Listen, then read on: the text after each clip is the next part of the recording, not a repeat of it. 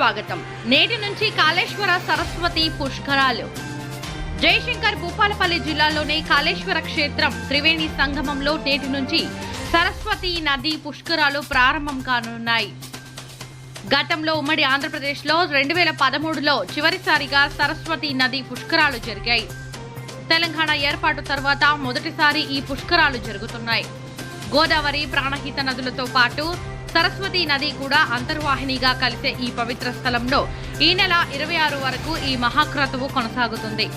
12 రోజుల పాటు ఈ ఉత్సవాలు జరగనున్నాయి. బృహస్పతి మిథున రాశిలోకి ప్రవేశించడంతో సరస్వతి నదికి పుష్కరాలు వచ్చాయి.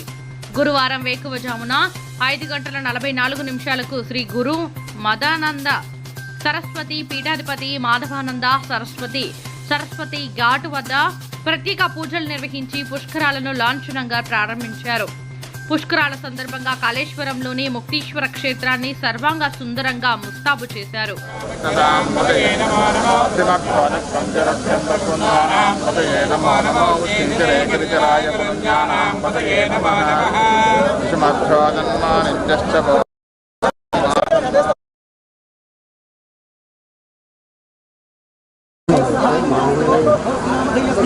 అందరూ కూడా మనసులో కొంచెం